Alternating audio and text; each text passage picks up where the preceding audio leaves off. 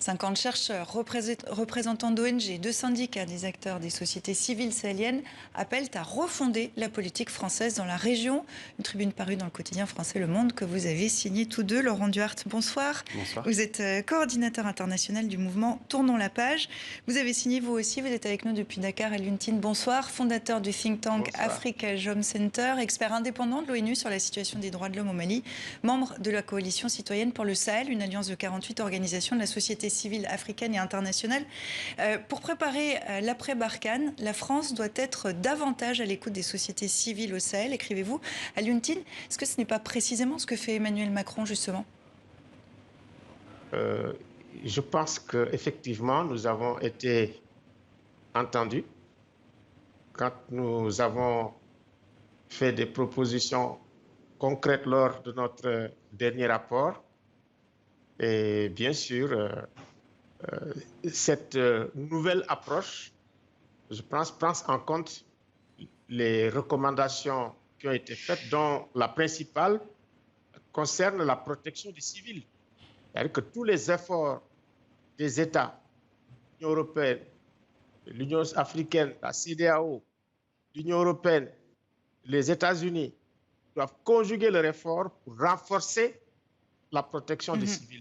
Vous parlez des États-Unis. Le président Emmanuel Macron a annoncé récemment la transformation profonde de l'opération Barkhane au Mali, un changement qui ne devrait pas remettre en cause le soutien des États-Unis dans la région. C'est ce qu'affirmait le secrétaire d'État américain Anthony Blinken, qui était de passage hier à Paris. Qu'est-ce que vous dites, vous, de ce soutien affiché des États-Unis à la position de la France ? Les organisations internationales et de manière générale les États-Unis, l'ONU soutiennent la démarche de la France, et c'est aussi un des sujets de notre tribune, c'est qu'il y a une nécessité bien entendu qu'il y ait une conjonction de forces au niveau international, mais que ça ne soit pas uniquement un soutien au tout sécuritaire, qu'il y ait aussi un soutien à les démarches qui soient liées aux questions de gouvernance, de lutte contre la corruption, de protection des civils, et que cet effort ne soit pas uniquement sur de l'appui à l'intelligence, au renseignement et aux actions militaires. Il y a vraiment besoin d'ouvrir le champ d'action et d'ouvrir aussi les politiques étrangères aux sociétés civiles du Nord et du Sahel. Ces sociétés civiles, elles sont prêtes ? Bien entendu, il y a énormément d'initiatives qui fleurissent. Alioune a parlé de la coalition citoyenne pour le Sahel. Il y a quelques jours, à Niamey, il y avait une grande conférence sur le pastoralisme, qui est un sujet majeur pour traiter de la question sécuritaire. Depuis de nombreuses années, les sociétés civiles proposent des réformes, des actions. Et bien entendu, il y a une appétence qui dépasse aussi les sociétés civiles. Les citoyens en général au Sahel veulent être maîtres de leur politique. Alioune, est-ce que c'est ce que vous constatez sur le terrain? Est-ce que ces sociétés civiles sont assez actives? Est-ce qu'on les entend suffisamment? Elles sont actives sur le terrain, mais les sociétés civiles ne sont pas bien entendues par, malheureusement, les États africains. Il y a même eu un travail qui a affaibli. Et pourquoi on ne les entend pas? On ne les entend pas parce que la société civile ne dit pas souvent ce qui plaît aux États. La société civile met le doigt là où ça fait mal.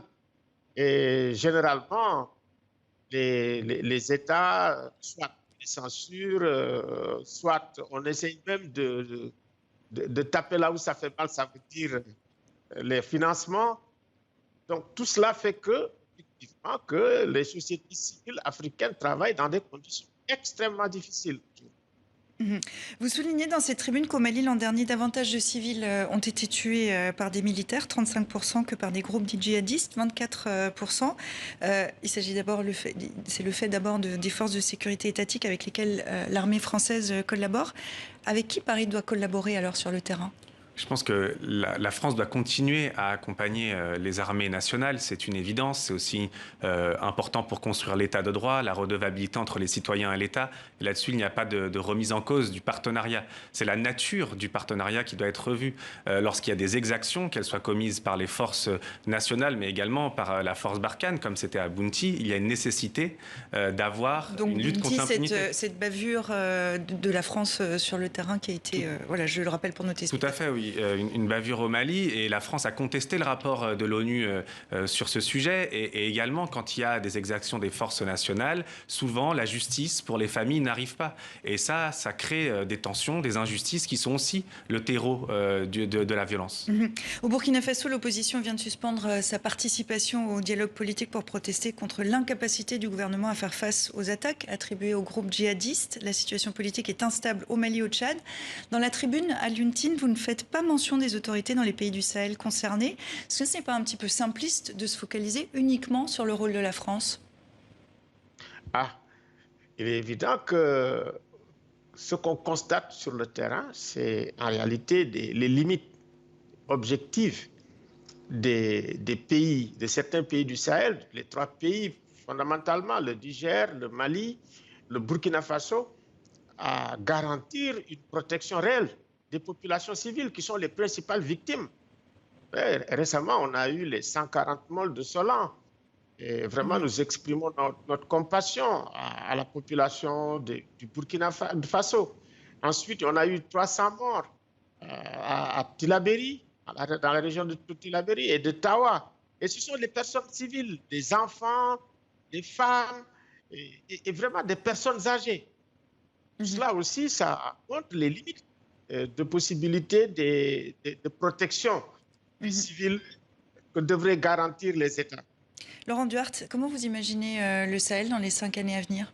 C'est une vaste question. En tout cas, je pense que... C'est une vraie question qui se pose avec ce retrait qui s'amorce de l'opération Barkhane qui s'annonce. Je pense que de toute façon, la France ne va pas retirer son appui. Il y aura un appui qui va changer. Barkhane va disparaître, mais l'appui militaire de la France va changer. L'appui aussi en termes d'aide au développement. Je pense qu'aujourd'hui, il y a des signaux différents entre les pays, des trajectoires historiques aussi qui sont différents entre la Mauritanie et le Niger qui montent un certain côté positif et de l'autre côté, le Mali, le Burkina qui font face à des violences très fortes. Le Tchad aussi, avec un coup d'État qui a été d'ailleurs soutenu au niveau international. Donc, on espère que ça ira mieux. Et en écoutant les sociétés civiles, ça ira certainement beaucoup mieux. Laurent Duarte, merci beaucoup. Merci à vous, à Luntine également, d'avoir été avec nous depuis Dakar.